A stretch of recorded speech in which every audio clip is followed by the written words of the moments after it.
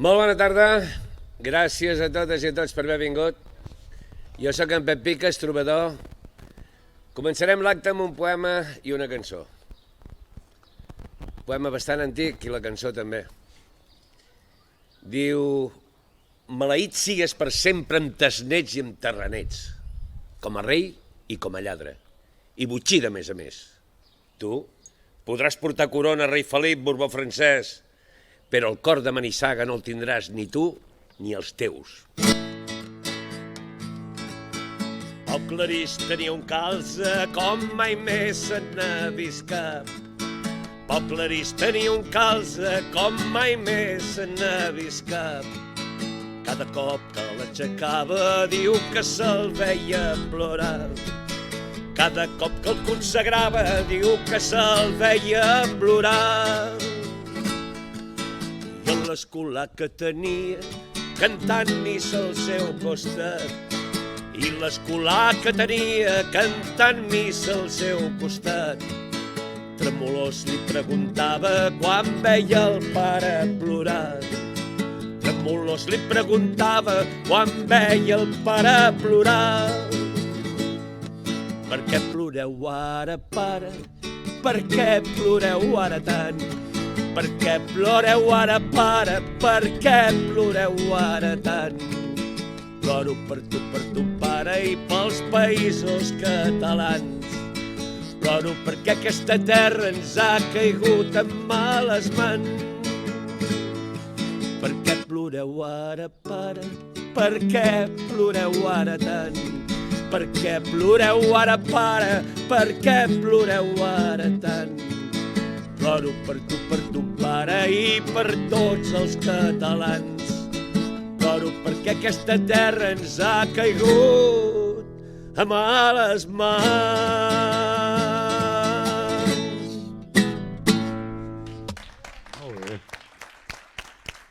Sí, moltes gràcies, Pep, pels teus poemes i cançons, i gràcies a tots i a totes per acompanyar-nos aquesta tarda a l'acte de presentació del llibre d'en Joan Tardà en defensa pròpia. Gràcies, Joan, per venir una vegada més a la nostra ciutat. Sempre que et demanem que vinguis no trigues ni un segon a dir que sí, i t'agraïm molt la teva entrega cap al nostre partit des de fa tants anys. I ens acompanya també l'Andreu Pujol, que és historiador i que també posarà una miqueta de llum a tot el que ens explicarà en Tardà. En Joan no necessita gaire presentacions, però m'agradaria començar definint-lo com ho fan Arnaldo Otegi i Sergi Sol en el llibre.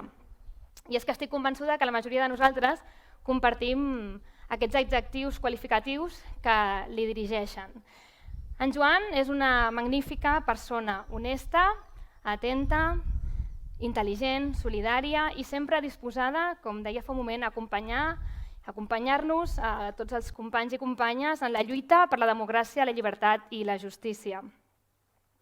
I tossut, diu també en Sergi Sol, això ho hauríem de comprovar. I jo afegiria un visionari, perquè Joan en el llibre ja vaticines algunes de les coses que estan passant a dia d'avui, a la situació actual que estem vivint. Així que ens agradaria que ens expliquessis una miqueta com veus tu la situació, què creus que passarà, en quins possibles escenaris ens trobem i com ho estàs vivint. Bé, deia que bona tarda i gràcies per convidar-nos. Em preguntes com ho estic vivint i jo des del punt de vista personal podria dir que ho estic vivint, el que està passant aquests dies, amb una ràbia continguda perquè les formes mai no s'han de perdre, però amb ràbia, perquè estic tan convençut que el republicanisme hagués investit el candidat de Junts per Catalunya al cap de 24 hores, n'estic tan convençut que no trobo cap explicació que pugui justificar que en una situació tan difícil com la que travessa el nostre país, sabem que el nostre país sortirà de la pandèmia molt més trinxat que no pas va entrar-hi, i ja va entrar trinxat a la pandèmia perquè no ens havíem recuperat de la crisi del 2008. Parlem d'un sol poble però aquest sol poble doncs no sé ben bé si realment existeix, perquè tenim una tercera part dels catalans que si ara anessin a viure a Holanda podrien viure bé. Tenim una tercera part dels catalans que viuen de manera precària i una tercera part dels catalans viu en el llindar de la pobresa. Vol dir que quan en una societat aquests 3/3 no solament existeixen, sinó que estan quallant, parlar d'un sol poble, almenys els republicans i la gent d'esquerres, genera una mica de desassossec. Doncs tenint en compte que la situació és molt difícil, tenint en compte que el repte primer que tenim és reconstruir la societat amb clau socialista, per entendre'ns, quan dic socialista, repartint suficientment la riquesa com perquè puguem garantir mínimament vides dignes a les persones, com que tenim un estat del benestar que té unes parets molt esbarlades, com que tenim la joia de la corona de la classe treballadora, que és el sistema públic de pensions, en escac, no dic pas escac i mat, però sí en escac, com que encara no hem conquerit com a dret subjectiu l'ús de fruit de l'habitatge, etc. Perdre l'oportunitat de fer un govern que actuï de manera diligent, de manera funcional i que a més tingui, com tenim nosaltres la voluntat de conformar, si no un govern de front ampli, almenys una majoria de front ampli amb En Comú Podem, amb la CUP, per tal que el govern de Junts per Catalunya i Esquerra Republicana inevitablement desplaci el centre de gravetat cap a l'esquerra, com que això és possible de fer-ho, que ara estiguem perdent el temps, provoca molta ràbia i et porta a afirmar que de vegades alguns presumeixen d'un patriotisme que no exerceixen. Doncs sí. No sé, Andreu, si tu vols afegir alguna cosa?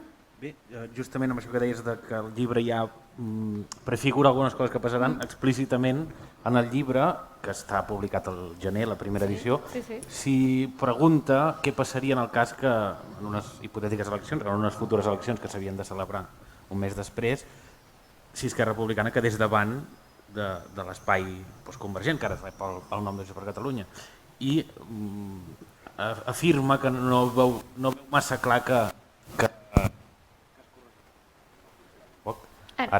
es correspongués amb el suport que s'havia donat anteriorment al president Puigdemont, al president Torra, etc. I la prova és que això ha acabat, com a mínim ho estem vivint, no sabem si acabarà passant o no definitivament, però l'ambient que hi ha és el de posposar al màxim possible la situació actual i de no formar govern. Ja veurem si s'acaben repetint accions. Estan animats aquí baix, ja una mica. Sí. Mira que passa poca gent per aquest carrer, però just avui... Bueno, no sé, jo més que res, primer tot donar-vos les gràcies, estic molt content de poder acompanyar tant en Pep com en Joan, com a tu, Montse. Havia de venir en Sergi Sol, que no ha pogut venir, i vinc en lloc seu. Jo no he pres cap part en aquest llibre, en Sergi Sol sí que ha fet la part final del llibre, jo no hi he fet res.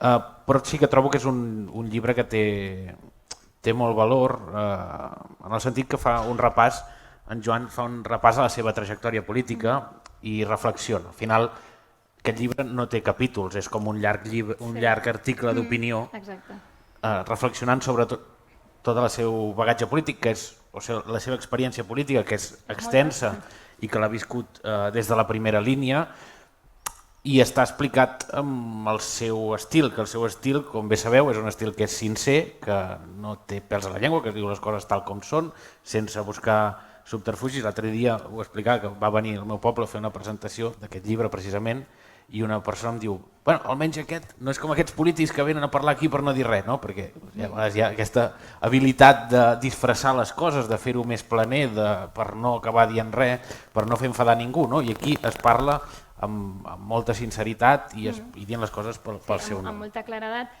Per al Joan, doncs, com tu deies, ha viscut moltíssim i jo també li destacaria doncs, aquesta proximitat que té sempre, que sembla que l'hagis conegut tota la vida, no? Vull dir, el coneixes per primera vegada, te'l presenten i és com que, bueno, de fet, alguns se't refereixen com el tiet, no? Et diuen el tiet, vull dir que perquè ens fem una idea, no?, de la persona tan propera que és. Lligat una miqueta amb això que comentaves fa un moment, Joan, sempre dius en el llibre que no ens podem permetre dissociar l'agenda nacional de la social, que és una miqueta el que estaves comentant fa un moment, perquè les reivindicacions i les llibertats nacionals no es poden entendre sense aquestes reivindicacions socials que han d'anar de la mà. Per tant, a dia d'avui, per què hem d'explicar encara per què volem la independència? Com diries a la gent que encara no està del tot convençuda, com els explicaries el per què volem nosaltres la independència? Bé, a veure, en primer lloc, Esquerra Republicana no és un partit nacionalista. Nosaltres no som un partit nacionalista. Esquerra Republicana és un partit socialdemòcrata, d'una socialdemocràcia radical. És un partit profundament antifeixista i és un partit republicà. Vol dir que no som nacionalistes, tot i que nosaltres respectem els nacionalismes defensius, no pas ofensius. Com que nosaltres som republicans, som fills d'una cultura que té com a idees troncals la llibertat. No hi ha idea més revolucionària que afirmar que ningú és més que ningú. De fet, afirmar ningú és més que ningú és tan contundent i genera tant de compromís polític que no cal gaire més. Sí, cert. Ningú és més que ningú. Mai una frase tan curta havia compromès tant. I diu tant. I diu tant. En segon lloc, nosaltres parlem de la igualtat. És a dir, l'objectiu és ser feliç, però no es pot ser feliç si no garanteixes vides dignes a les persones. Però resulta que no es poden garantir vides dignes a les persones si la riquesa no es reparteix de manera diferent. Correcte. I tampoc hem dedicat massa estona a parlar d'això, amb això n'hi ha prou. En tercer lloc, parlem de la fraternitat. És evident que cal un escenari de fraternitat entre els homes i les dones, entre els pobles i tot plegat en harmonia amb la naturalesa. Diguem que aquests són els principis troncals nostres. Vol dir que l'única diferència com a integrants de les classes populars, l'única diferència que tenim amb els nostres compatriotes que pensen més o menys igual que nosaltres, però que no són independentistes, és que per a nosaltres la independència és el millor mecanisme, la millor eina per tal d'assolir aquest objectiu, per construir aquest escenari. Perquè els problemes són molt compartits. Des del punt de vista teòric, els meus veïns que són federalistes o que són confederalistes o que són autonomistes, alguns, la majoria dels que conec, tenen els mateixos problemes que tinc jo. De fet, tots estem molt amoïnats, per exemple, pel futur de les noves generacions, pel que fa a com i de quina manera podran o no podran socialitzar-se a través del treball. Més enllà de la situació social i econòmica i tot allò que afecta a les llibertats. Vol dir que nosaltres crec que estem molt ben situats com a republicans per tal de convèncer aquestes persones que la república suposa un estadi superior de democràcia. Vol dir que un procés de ruptura, un procés constituent, no només pot ser molt beneficiós per a nosaltres, sinó també pels nostres germans espanyols, perquè és evident que un procés constituent a Catalunya a través de l'exercici del dret a l'autodeterminació o un procés constituent que fes possible una república catalana, és evident que posa en escac la segona restauració borbònica, allò que els companys d'Unidas Podemos en diuen el règim del 78. Vol dir que estic convençut que les classes populars catalanes en aquests moments han de discernir, i aquí hi entra el republicanisme, si som capaços de liderar aquest procés. Crec que les classes populars catalanes estem en un moment en què hem de discernir com i de quina manera construïm una solució. En el llibre parlem de la cultura del no bloqueig. La cultura del no bloqueig. L'independentisme ja no desapareixerà. L'independentisme ja no desapareixerà. Quan en una societat una idea política es consolida i qualla amb l'acceleració i amb la importància que s'ha esdevingut en els últims anys, ja no té retrocés. Una altra cosa és com i de quina manera fem que aquesta idea acabi culminant. Però és evident que l'independentisme ja no desapareixerà. Esquerra Republicana hem fet un exercici en els últims anys, un exercici crec que molt important. Hem estat capaços d'analitzar exactament com i de quina manera calia repensar, reorientar i reflexionar tot allò que hem viscut en els últims 3-4 anys. Perquè és evident que mai no havíem estat tants com som ara, és evident que mai no havíem arribat tan lluny com hem arribat, possiblement si fóssim menys i si no haguéssim fet el que hem fet, tothom seria a casa seva i no hi hauria presos ni exiliades.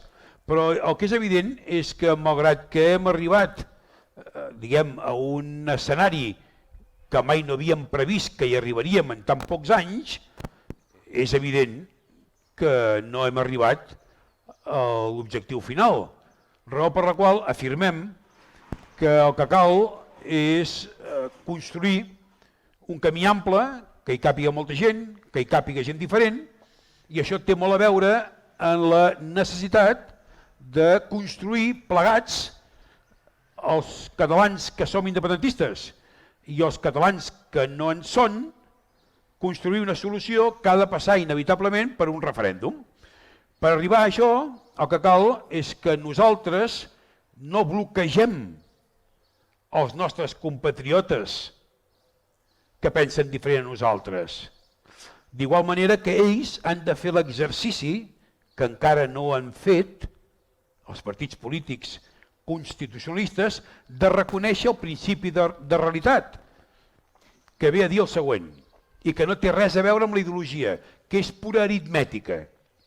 Nosaltres afirmem que no es pot construir la independència en contra dels catalans que no són independentistes. D'igual manera, el constitucionalisme ha de reconèixer que no es pot construir el seu projecte tan legítim com el nostre deixant al marge els independentistes. Bé, doncs aquesta és la dificultat que hem d'encarar, com i de quina manera tots els catalans, o la immensa majoria dels catalans, se senten interpel·lats a construir una solució que reconegui que l'opció de la independència ha d'estar present en la solució, i nosaltres, evidentment, també hem de reconèixer, de fet, la Marta Rovira i l'Oriol Junqueras ho reconeixen en el llibre, afirmant quelcom d'una valentia impressionant. Hi ha un moment que l'Oriol i la Marta escriuen, més o menys. Potser no ho reproduiré textualment, però diuen: vam confondre el silenci dels catalans no independentistes amb acceptació passiva de la independència. Aquestes reflexions que hem fet nosaltres ens ha costat molt de fer-les, sí? Perquè no ha estat fàcil. No ha estat fàcil en un ambient molt ofensiu, raó per la qual el títol en defensa pròpia no parla de res personal, però sí de quelcom col·lectiu. Haureu sentit dir moltes vegades és que els d'Esquerra Republicana dieu coses diferents de les que dèieu abans. Sí, sou uns traïdors. Bueno, sí, però, efectivament, però sobretot dieu coses diferents de les que dèieu abans. I evidentment, només faltaria que diguéssim el mateix. Perquè si diguéssim el mateix voldria dir que no hem estat capaços d'analitzar com i de quina manera hem d'encarar els propers temps per tal de guanyar. I a més, sense cap sentiment de culpa, cap ni un. Perquè jo pertanyo a una generació, tinc ara 68 anys, una generació que malgrat ser independentistes des de l'adolescència mai no havíem previst que en pocs anys acumularíem tanta força. De fet, si algú diu que algú de la meva generació diu que ell fa molts anys ja ho havia previst, possiblement menteix. De vegades la història s'accelera i hem viscut un moment d'acceleració de la història. S'ha accelerat tant la història que ara, que ja no anem a 200 per hora, sinó que anem a 50 per hora, hi ha gent que creu que anem enrere. Què hem fet nosaltres? Com que havíem conquerit un escenari que mai no havíem previst, el que teníem clar és que calia falcar-nos allò que en Pep Huguet diu en el campament base. Perquè l'objectiu de la repressió no és impedir que arribis al cim de la muntanya. L'objectiu de la repressió és fer-te retrocedir. Nosaltres ens vam falcar al peu de la muntanya l'any 2017. Al desembre del 2017 ens vam falcar al peu de la muntanya perquè el govern espanyol tenia previst que no hi hagués una majoria independentista en el Parlament de Catalunya. Va guanyar Ciudadanos, és cert, però va existir una majoria independentista. Què és allò que havíem de fer nosaltres? Falcar-nos, ancorar-nos al peu de la muntanya, clavar-nos al peu de la muntanya i a partir d'aquell moment reconèixer que la muntanya és més alta del que ens havíem pensat, perquè la muntanya és tan alta com poc democràtic és l'estat espanyol. I des del peu de la muntanya vam començar a analitzar com i de quina manera calia pujar-la.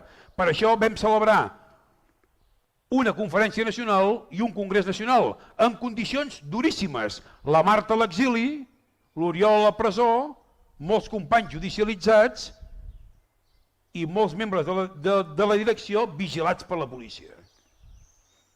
Vol dir que aquests 3 últims anys han estat difícils, però han fet la feina i hem impedit que el govern espanyol ens fes retrocedir. Algú pot dir, però és que no hem avançat.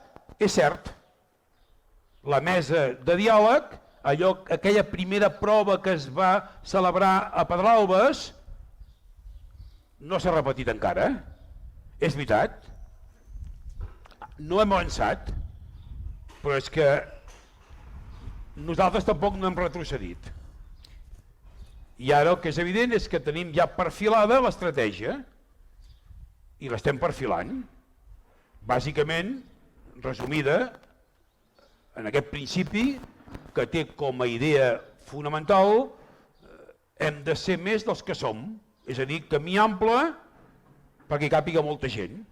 Però no n'hi ha prou que hi càpiga molta gent, hi ha de cabre gent diferent, raó per la qual els principis republicans són els que et permeten debatre, discutir, acostar-te als nostres compatriotes que no pensen de manera igual a nosaltres, però que també volen el millor per a les classes populars. Per això va ser molt encertada la campanya publicitària del 14F, al costat de la gent, no deia al costat dels independentistes, no deia al costat dels republicans, deia al costat de la gent.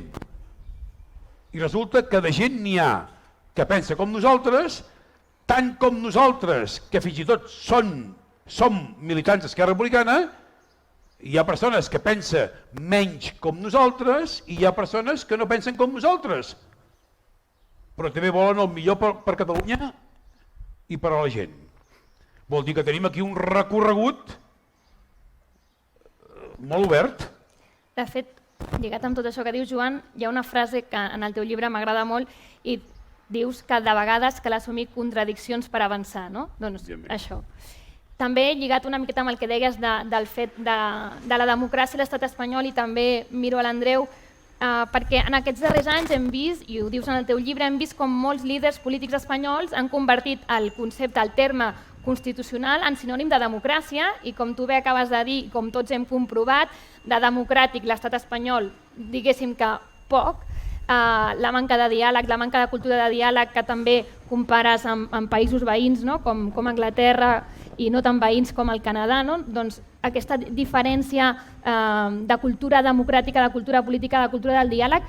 I una miqueta el que us volia preguntar és per què penseu que encara a dia d'avui segueixen, com tu dius, tan incrustades a l'esquelet de l'Estat estructures franquistes que encara no ens hem pogut desempallegar, malgrat tots aquests anys que ja portem des del final de la dictadura i la suposada transició, perquè malgrat han passat tants i tants anys encara ens trobem en aquest punt, i de fet tot el procés català ha destapat encara més aquestes estructures tan enquistades, no?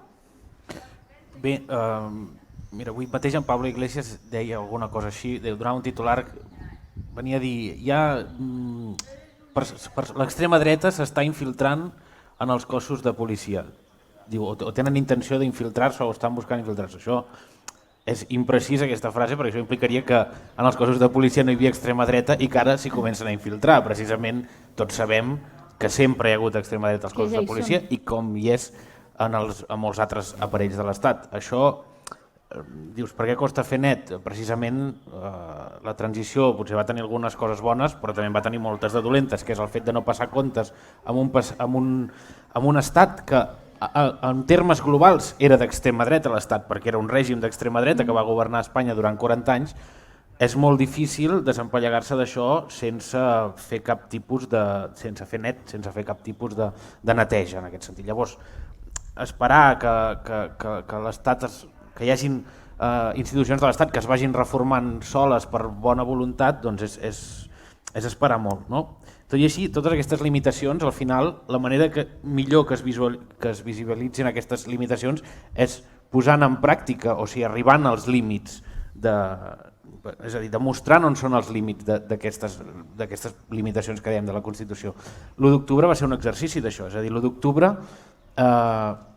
vam anar a votar en un referèndum d'autodeterminació i fent això es va demostrar que l'Estat tenia uns límits democràtics molt importants. La reacció que va tenir l'Estat, utilitzant els cossos i forces de seguretat de l'Estat per anar a perseguir gent que estava votant, la repressió prèvia que hi va haver contra líders polítics el 20 de setembre, contra la gent de la Conselleria de l'Oriol Junqueras, també després contra els Jordis, tot això, si no s'hagués posat en pràctica, evidentment no s'haguessin trobat aquests límits. Però al mateix temps, també una altra manera de trobar els límits és posant en pràctica el diàleg i estenent la mà. És a dir, quan tu estens a un altre la mà i li dius que vols avançar conjuntament cap a un lloc, si és ell el que et diu que no vol avançar, és ell qui queda en evidència. No? Això, en aquest sentit, la taula de diàleg no sé si funcionarà o no. Jo penso, soc bastant escèptic, que no.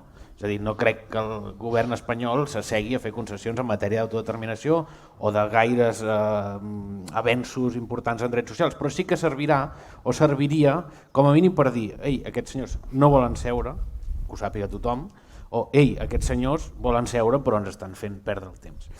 Aquí, en aquest llibre, precisament el pròleg, que és de l'Arnaldo Otegi, hi ha una explicació d'això que trobo que és molt interessant, perquè a vegades es fan aquests retrets d'Esquerra Republicana de traïdors i de venuts i de que sou uns covards, però ningú s'atreviria a dir-los els de Bildu. No?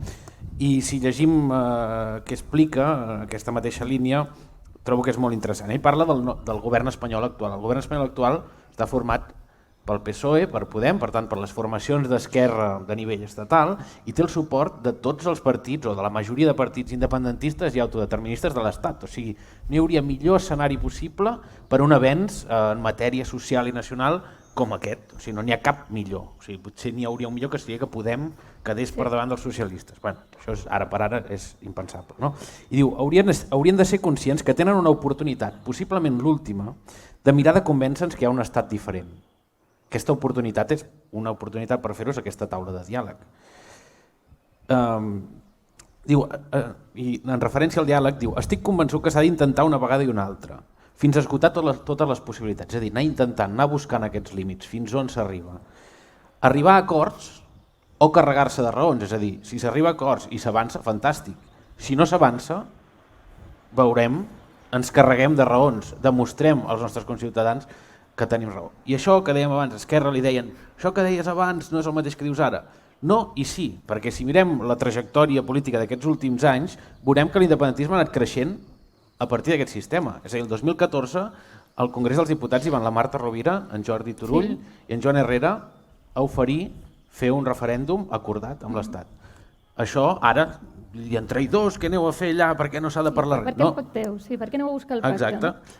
Encara el 2017, pocs mesos abans del referèndum, va sortir un article al diari El País, signat per l'Oriol Junqueras, però també per el president Puigdemont, on si fan servir les paraules concretes taula de diàleg, i es demana al president Rajoy, que era del PP, una taula de diàleg per fer un referèndum acordat, pocs mesos abans de l'1 d'octubre. Per tant, a l'1 d'octubre s'hi va arribar com a última opció i explorant tots aquests límits un darrere l'altre.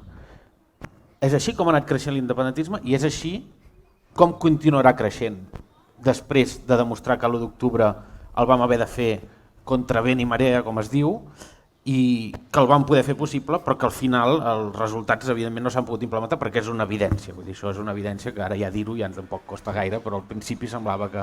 Per això jo crec que és bo sempre associar aquestes quatre fases que constitueixen un procés d'aquesta mena, diàleg perquè sigui possible uns acords i ser prou forts com perquè aquests acords s'executin. Des del diàleg es passa a la negociació, s'arriba a uns acords i després aquests acords s'executen. Crec que és bo associar aquest escenari al terme conquesta democràtica. Per això és una mica ofensiu i fins i tot intel·lectualment és una mica reduccionista aquells que pretenen associar diàleg, negociació, acords i compliment dels acords a rendició. Correcte, sí. Perquè una vegada, per exemple, contemplat com i de quina manera els republicans irlandesos mai es van desesperar davant del silenci i la negativa a dialogar de la Margaret Thatcher. Dic això perquè només aconseguirem reeixir en aquestes fases, primer, si demostrem al món, a Catalunya i a Espanya, que contesa electoral rere contesa electoral són més. 2, si no enterrem la mobilització popular. 3, si contemplem fins i tot exercicis de desobediència civil.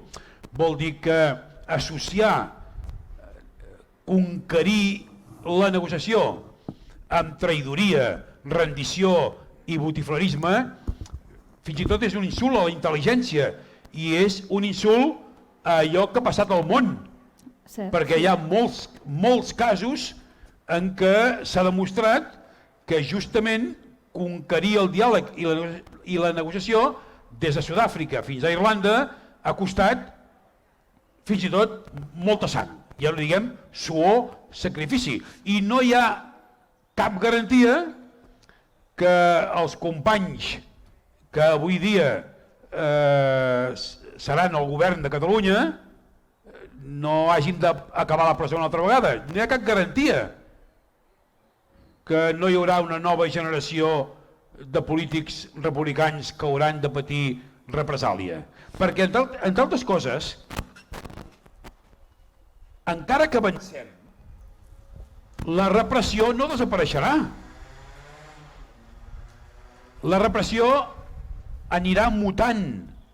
De fet, quan es contemplen altres escenaris semblants, entre cometes, perquè res és igual, t'adones que a mesura que avancen el diàleg i la negociació entre les parts, apareixen en l'aparell de l'Estat noves contradiccions.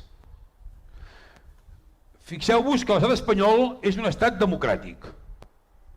L'estat espanyol és un estat democràtic i crec que no es pot negar. De fet, està reconegut com a estat democràtic per tots els estats del món, fins i tot pels estats no democràtics. Però això és tan cert com cert és que és un estat democràtic de poca qualitat. És un estat democràtic low cost.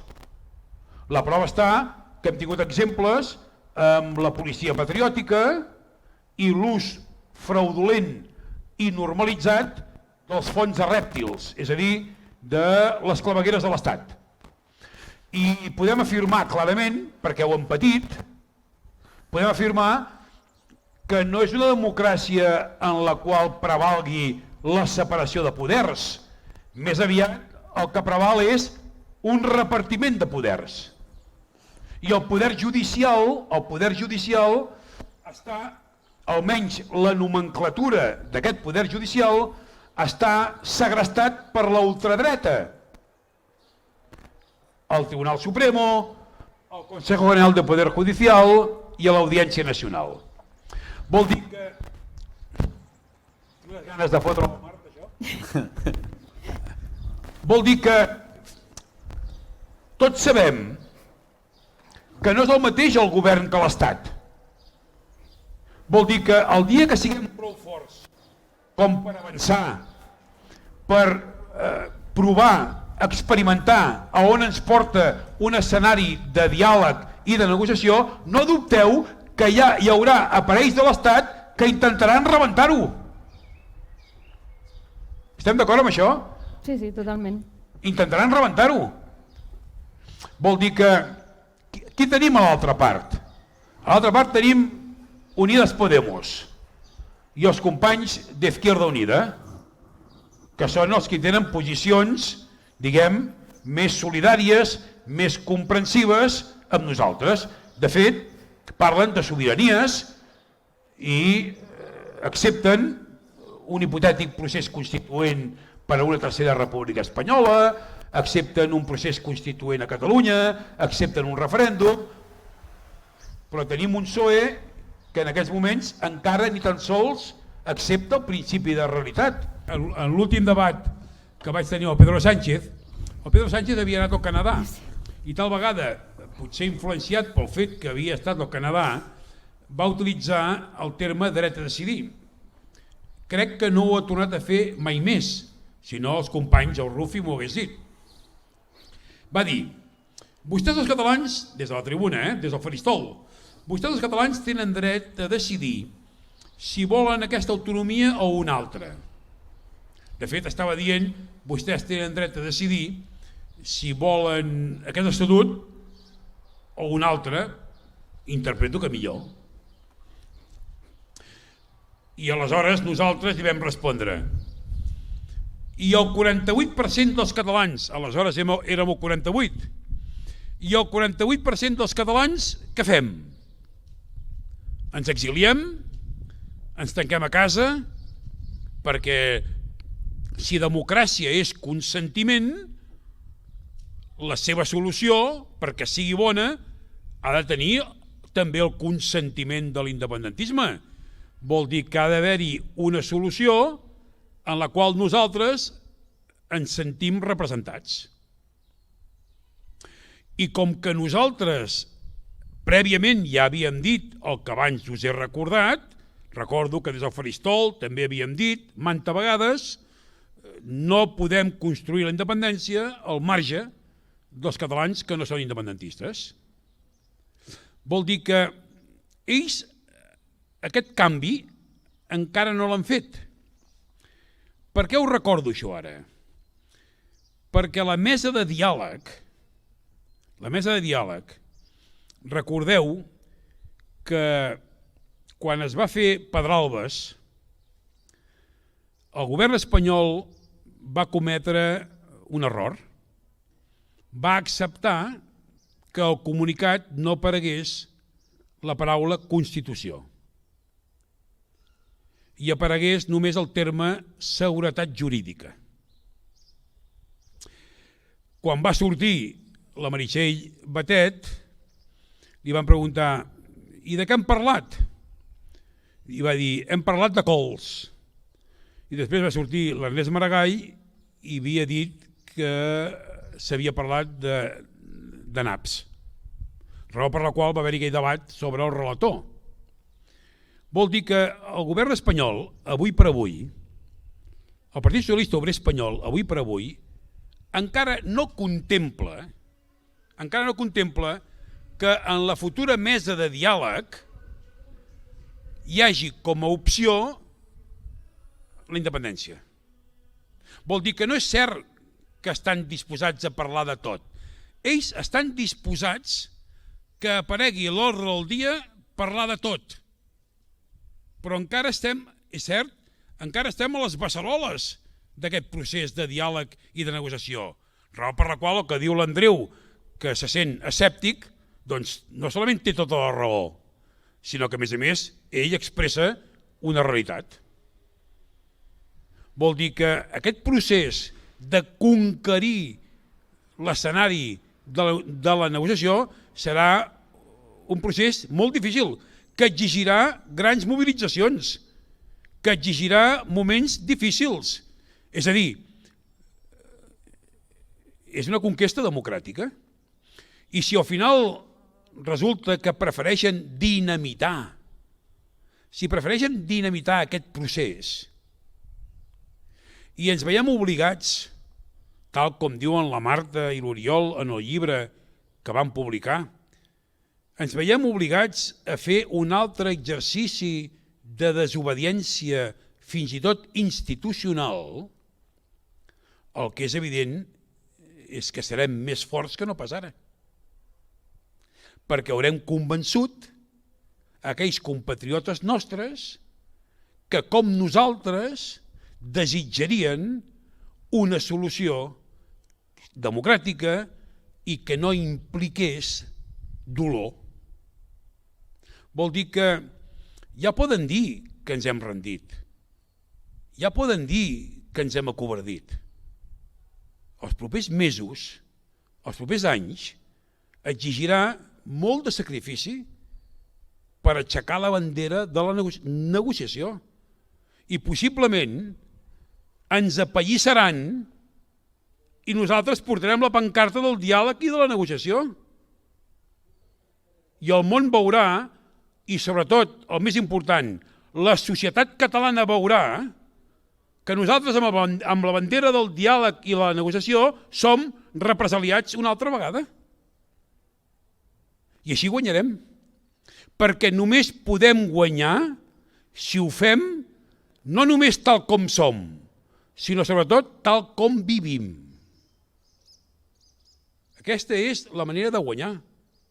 Per això nosaltres no competim, no tenim com a objectiu primer competir amb Junts per Catalunya per veure qui es queda el tros més gran del pastís dels convençuts. El nostre objectiu primer és fer el pastís més gran, perquè les classes populars a les quals nosaltres volem representar perquè creiem que la república és la millor solució, les classes populars estan plenes de compatriotes que són independentistes, però també de compatriotes que no en són, que és la nostra gent. Vol dir que aquest és el nostre camí, la nostra estratègia, que no té res a veure amb l'estratègia de Junts per Catalunya. La qual cosa no vol dir que no puguem fer govern junts, però són dos projectes diferents. Nosaltres no volem la independència, diguem, perquè caigui del cel. Volem la independència perquè creiem que vol dir república i vol dir un instrument millor de societat. Doncs que volem i que fa molt temps que repetim els republicans i les republicanes, i és que volem un país per tothom i de tothom, sense tenir en compte quin és l'origen de cadascú de nosaltres, sinó el que volem construir plegats i cap a on volem anar. No sé si abans d'acabar vols comentar-nos alguna anècdota de la teva llarga trajectòria política en primera línia. No sé si hi ha alguna cosa que... No, hi ha una anècdota que ahir l'explicava Esplugues, que parla d'això. Jo un dia anava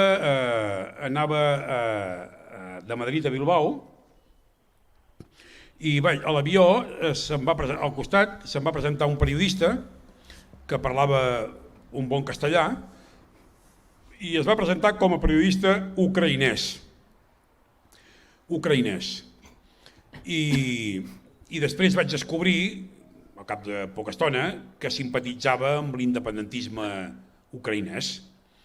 I aleshores, com que se'm va presentar com a periodista ucraïnès, doncs jo tenia interès a fer-li preguntes i que m'expliqués coses d'Ucraïna, perquè com sabeu, a Ucraïna les coses són molt difícils i les contradiccions dins de l'independentisme ucraïnès són 1000 vegades més evidents i més dures que no pas les de casa nostra, perquè allà tenen fins i tot sectors independentistes nazis.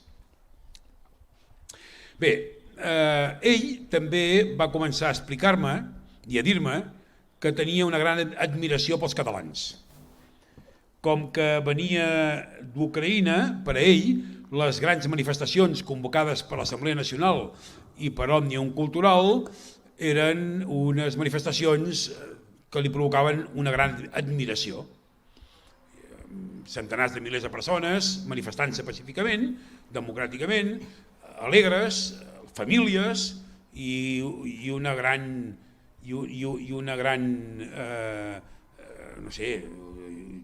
manifestació cromàtica, no? Total que l'home va estar estona i estona parlant bé de Catalunya i jo estava a la mar d'estarrufat, no?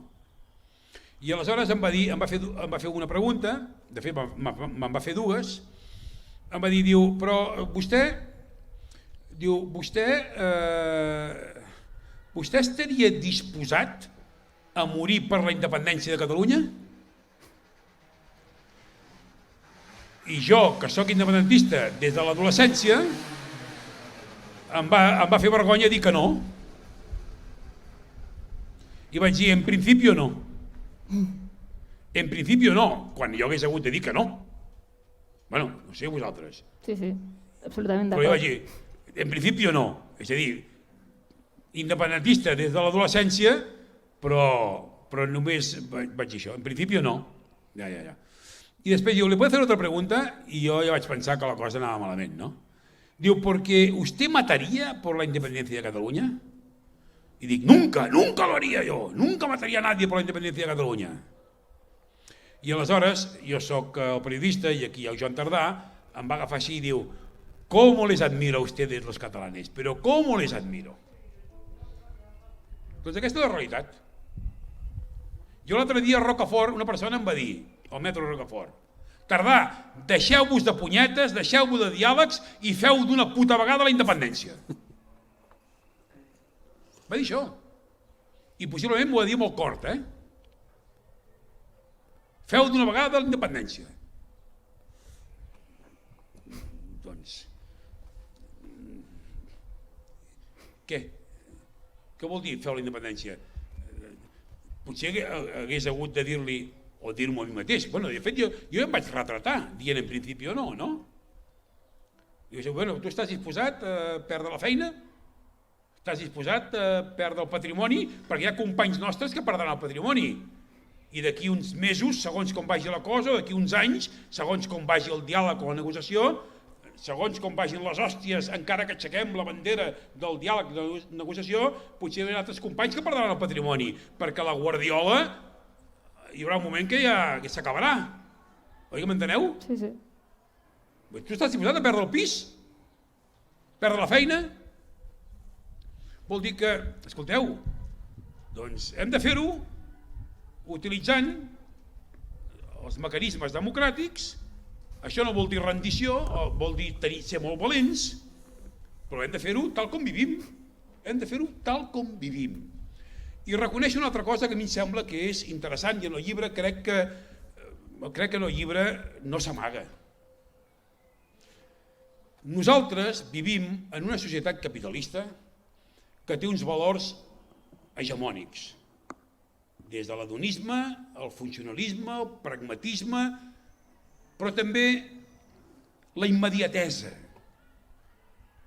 Jo en broma en dic sempre, escolti, porti'm una república a 4 estacions. Porti'm una república a 4 estacions, però no me la porti el mes d'agost, que tenim previst fer vacances. Vol dir que aquí tots hi hem caigut perquè és un valor hegemònic en la societat, la immediatesa. Per què vam cometre l'error de calendaritzar a 18 mesos la independència?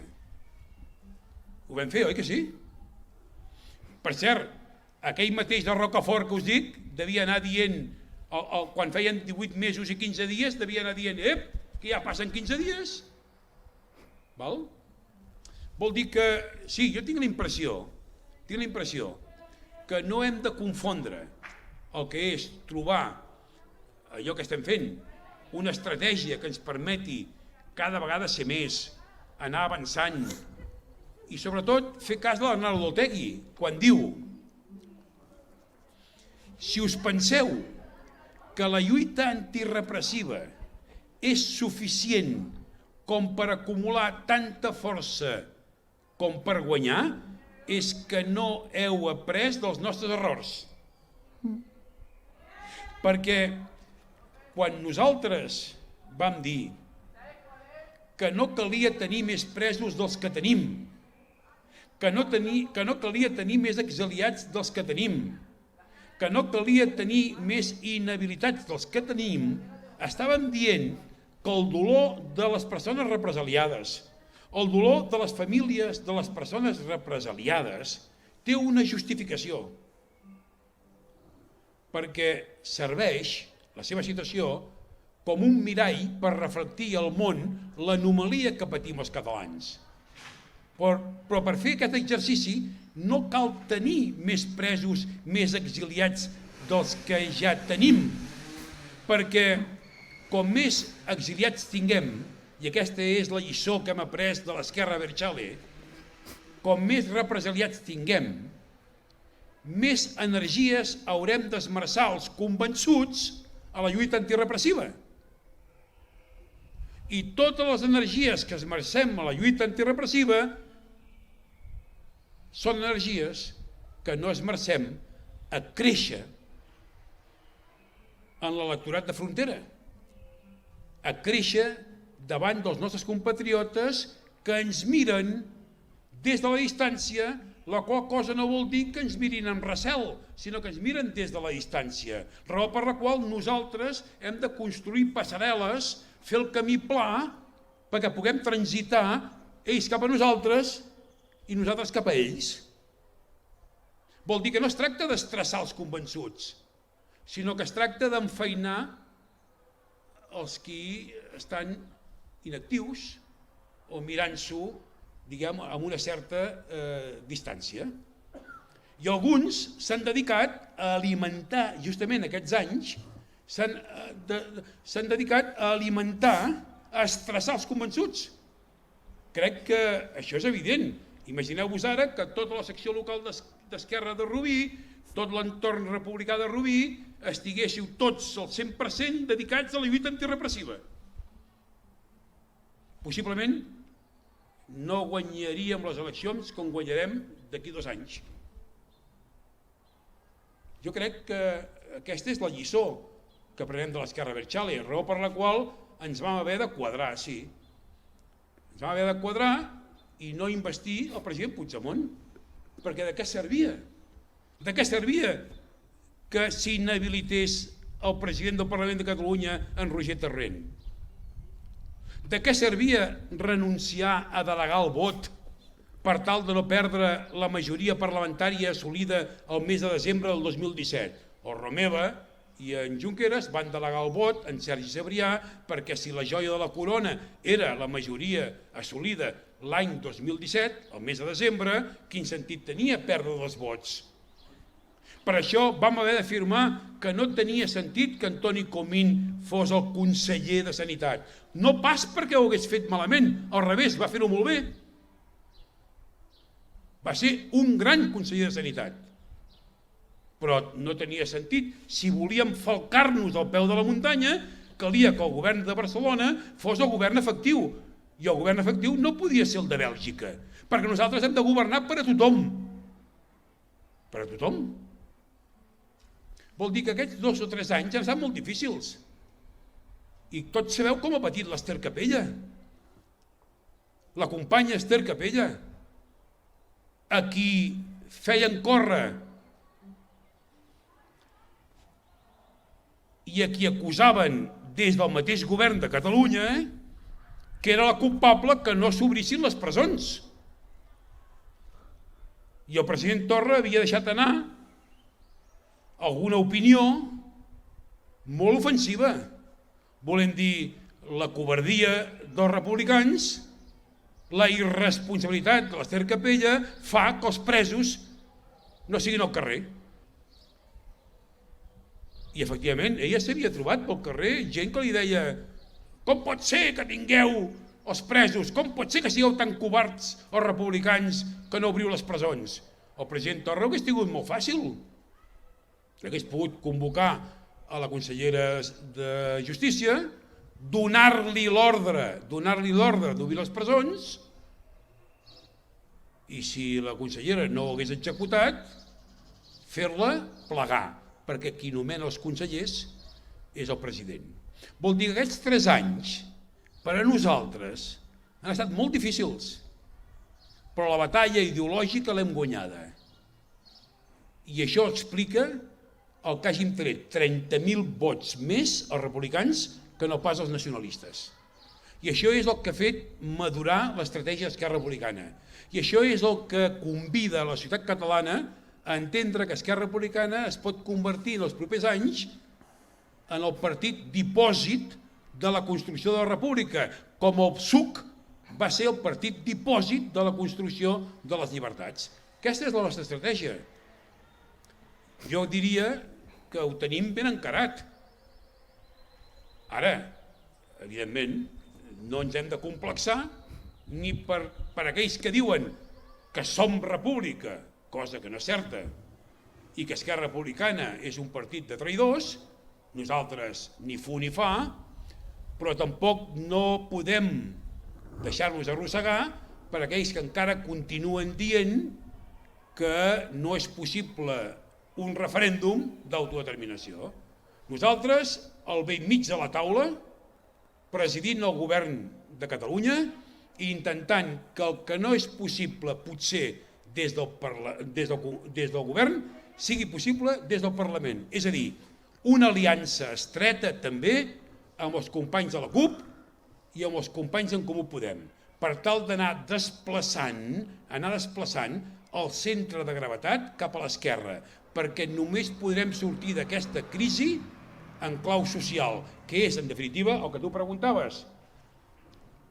Tu deies, oi que no es pot separar la qüestió social de la qüestió nacional?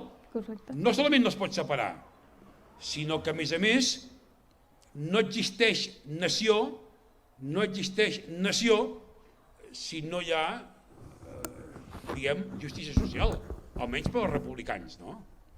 Vol dir que, escolteu, tirar endavant i que el Pere Aragonès sigui un bon president i que tinguem un govern que d'una vegada per totes tiri endavant sense complexos, mirant sempre cap a les esquerres. Gràcies. Gràcies, Joan.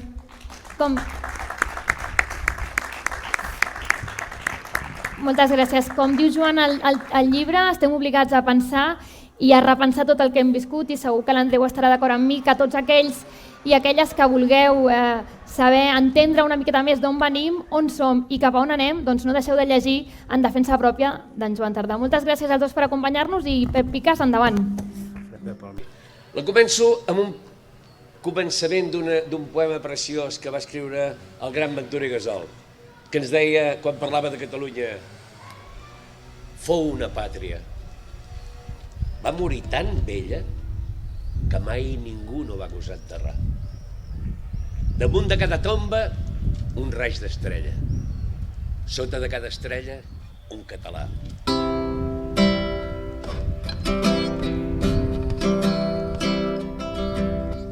Fa gairebé un segle que és el món i pel seu davant hi ha passat tot, la fam, la guerra i la misèria. I també ha passat bastant de temps dient que s'hi ha baixant el cap, mirant callant, sentint vergonya. Li van ensenyar-li la lliçó, que són pau i por, germanes bessones. Per ell, que ha vist néixer el dia i fer-se fosc, i ha estat arbre de vida. Per ell, que seu en un racó prenent el sol, acluca els ulls i somia. O potser per ell, que ha vist com la carn de la seva carn no ha oblidat que va néixer lliure i ara aixeca el front i mira amb il·lusió. Veu que el dia neix i l'arbre creix i el sol que surt cada matí li obre les portes de la vida. Alça el front i torna a començar, sempre hi ha un demà si algú se l'estima. Veu que el dia neix, l'arbre creix, el sol que surt cada matí li obre les portes de la vida.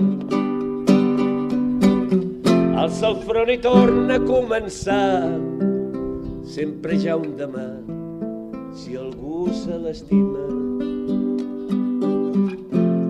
Si algú se l'estima.